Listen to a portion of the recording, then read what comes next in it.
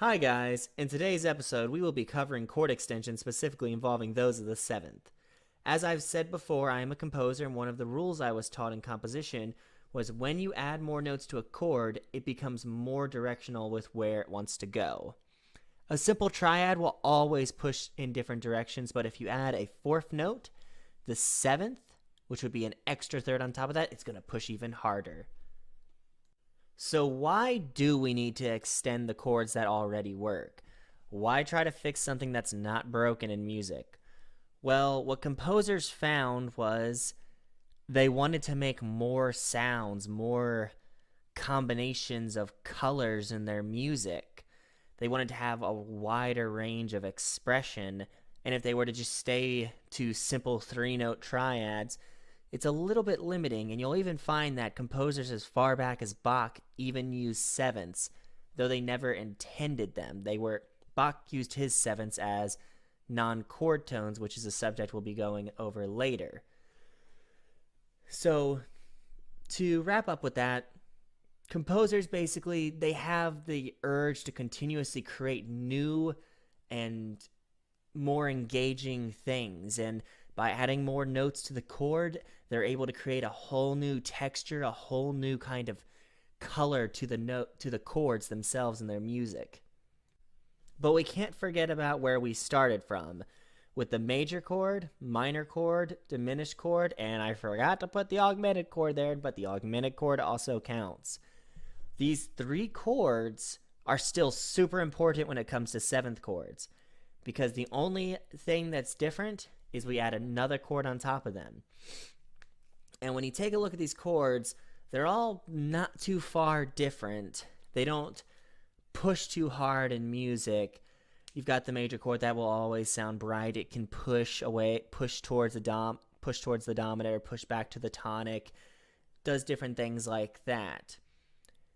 It doesn't have much direction to it. It has direction, but it could have more direction, and composers wanted to take advantage of that added direction they could get with more notes, but they didn't know how to do it originally. That's not to say that composers were not smart enough to write expressive music in any such way with the old chords that they always had built on triads. The composers clearly knew what they were doing, and they were very expressive. But there always comes a point with every artist that they want to expand what they know. They hit a wall, they run out of ideas. Because the worst thing to have in front of you as a composer is just blank paper, continuously trying to create new ideas to create some kind of new expressive characteristic in music, and you just can't do it. You feel like you're limited. And then it hit them. Add more notes to the chord. By doing so, they'd be able to add more color to the chord, add more complexity to the chord, and they would have almost infinite possibilities of what they could do. The first of these chords, and one of the most common chords you'll see in most of the common practice period of music, is the dominant 7th chord.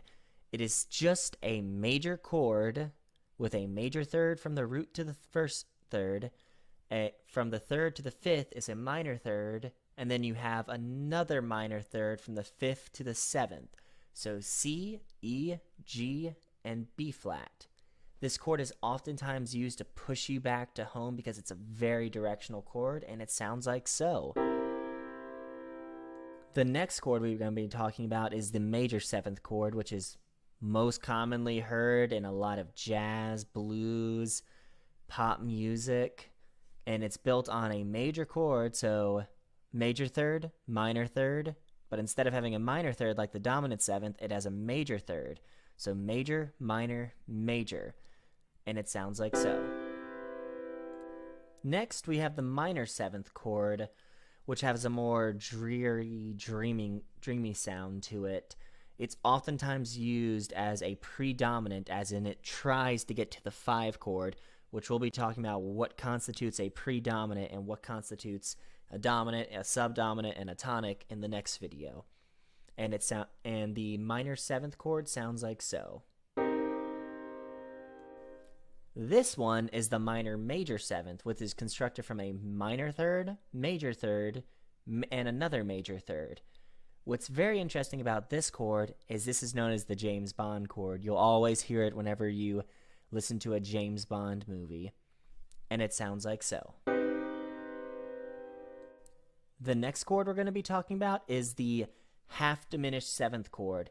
Now this chord is built off of a diminished chord with a major third on top of it. So minor third, major third. It's a very directional chord, but not as directional as its sibling, the fully diminished seventh. But the half diminished seventh sounds like so. This is the fully diminished seventh chord, which is actually personally one of my favorite chords because you can go almost anywhere with a fully diminished seventh chord. And it's built from a minor third, and another minor third, making it practically symmetrical in those regards. What is interesting about this chord is after we go over some more about analysis, you can find that the fully diminished seventh chord can resolve to almost, I believe, 8 to 9 different chords. It could be more than that. I might be messing up right now, and it sounds like so. Okay, so we went over a lot in this episode. We talked about what are seventh chords, why we came to creating seventh chords in music, and how important they are now in the days of music to different genres of music. We also went over how to spell them, how to recognize them, and how to hear them with our ears. In the next episode, we're going to be going over how to analyze music using Roman numerals.